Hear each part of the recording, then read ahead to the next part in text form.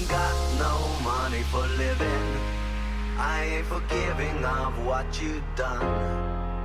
I ain't got no reason for thinking. Hey, you guys and gals, it's Multikiller Joe here, and I'm signing in with a game review, and I will be reviewing a game called Chernobylite.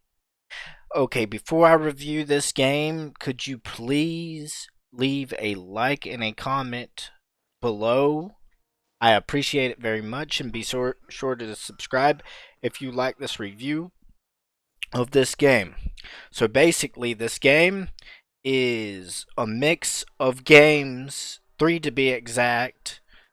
In my opinion, it is very good. I thought it was going to start off to be crappy, but no, it starts off real good. It's very story driven. It's non-linear to the story, so you can do certain missions at one time and other missions at another time. It's and the places that you go to are a lot different. It is very, very good. There's so much to say about this game, actually. So, you play as this guy named Igor. He was a scientist slash engineer when the Chernobyl incident happened, and he is trying to find his lost wife or lover, and he's trying to hire a group of people so he can go and figure out what happened to her or find her, because he keeps seeing visions of her and stuff in his dreams or around when he's investigating quests and missions. It's really good. uh you also have basically other people that you have to watch on in your team and make sure that they're good guys, or basically they're with you the whole time. You basically assemble a crew so you can complete missions and stuff like that. You have to ration for your team like food.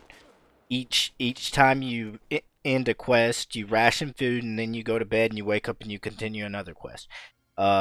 It looks a lot like the Stalker games. In fact, the people in this are called stalkers. Igor is a stalker. Um, it the gameplay or whatever, the mechanics are more or less like um Metro Redux, a little bit like that. The maps aren't that big, but they're okay. They're medium sized. Sometimes it depends. Some of the maps are big. They're enough to explore. That would be my only gripe with the game. There could be more exploring in it, but it was really good. It's really good how it takes places. And when you go onto the map, sometimes you'll find um key memories to Igor and his wife. Like, you'll find pictures of her notes, and she'll talk about stuff while you're thinking about it's really, really amazing. The whole storyline's gotten me into it. And another thing, it is a lot like Fallout. When you're at your base, you can build supplies at your base, like air conditioning. You can build like TVs and radios so people aren't bored. You can basically do stuff like that, and it's legitly like Fallout. You need like power source, so you have to kind of estimate what all you need. You need, when you're feeding the players, it'll tell you what they want and stuff, and you'll have to have beds for each of them. It's pretty nice, but it's how shall I say, the game's punishing and forgiving at the same time. Um, the gunplay's okay if you upgrade your weapons.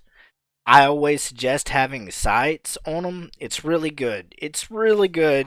The gunplay, you can literally shoot somebody's head off. That was an enjoyable moment. I love doing that with the revolvers. But they're, like I can say, this game is crazy fun. I got it for free on Keymeller. I got these cool ass skins. If you're watching the gameplay now, you'll see. And I highly enjoy and recommend this game if you like deep story driven games. It's a mix of horror and science fiction. Like, it blends supernatural with science fiction really well. There's these monsters in this game, and they're a mix of mutant and monsters from kind of like an a portal or ether environment. I don't know how to explain it. They might even be from hell. That's what the main character believes. But basically, there's this substance that was made during the Chernobyl incident. It is called Chernobylite, and it is very, how shall I say, uh radioactive substance because it was made from radiation. But in that, Igor was able to make a warp portal. So basically, kind of like Rick and Morty's portal, except he can travel um anywhere around. Like when he finishes a mission, he can just travel back to his base every time he's done with a mission. So instead of walking all the way back to the base, which you can't really do, you're like in little environments. But every time you're done with a thing, if you want to go explore a little bit around the place after you've done the mission, you still can and pick up stuff instead of just portaling back home. Or, oh, I finished the mission, go back, it automatically goes back home. It doesn't do that to you.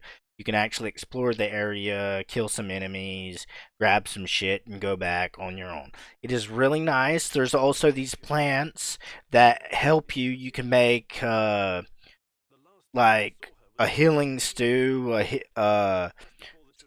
radiation stew. So when you've got radiation, you take it and you can down your radiation. It's kind of like Fallout's Radaway, but better if you ask me. And also, there's this calming salt that helps your mind because in this game, if your psyche is messed up because Igor's kind of, I wouldn't really call him a full on pacifist, but he's close to that level. And when he kills somebody, it messes with his psyche to where if his psyche is all the way down and he goes to bed, he'll have basically nightmares or whatever. It's not really bad nightmares. It's more like dreams of his wife or what happened before the Chernobyl incident. It's very awesome. The storyline in here, I don't know it all, but I would love to, and I highly do recommend this game for lovers of the Stalker or Metro games. This one's more, at first when you first begin the game, it's more story driven, and but when you really finally get able to play and enjoy the game, it's freaking amazing. The gunplay's okay. It kind of seems a little bit more realistic than some of the other games. It can be a bit clunky at times, but it's cool. You can be very stealthy if you like. Try not to kill people, and also you get to level up your character. And with certain followers or your team, you can learn skills from them. They can train you if you have skill points, because I have a decent amount right now, and you'll get better skills like let's say one of my first skills is when I take somebody out from behind instead of just stabbing them in the neck. Igor, he basically takes them and he puts them to sleep and then drops them because he doesn't like to kill people, and that's fine. But when you start, he'll kill people and he'll get his psyche will go down, which is pretty bad. But it's not like world ending. Like I said, the game is punishing, but it also it's punishing, but it's also rewarding, and it's amazing. It's basically almost a looter shooter. It has moments to where you'll randomly get new guns, which is very awesome, like a rifle. I recently got the AK or the rifle and a shotgun. I love the shotgun. You can blow somebody's head off with that. I highly recommend this game if you're a dystopian future type of person and you like Fallout or Stalker or Metro, and I suggest you get it. I'll have a link in the description. I'm sorry if I go on and on about this game. There's so much with it. It's a vast mix of supernatural horror and science fiction horror together in a blend, mixed with a manage your group type of game, which I find awesome and I highly recommend people. And like I said, it's not too hardcore like some of the other games to where you have to manage a group. You still have to be, pay attention to what's going on, but it seems that it also even though it's punishing, it's it's helpful, or it takes it easy on you at times.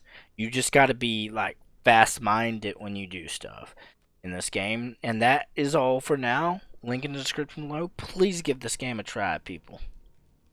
Go look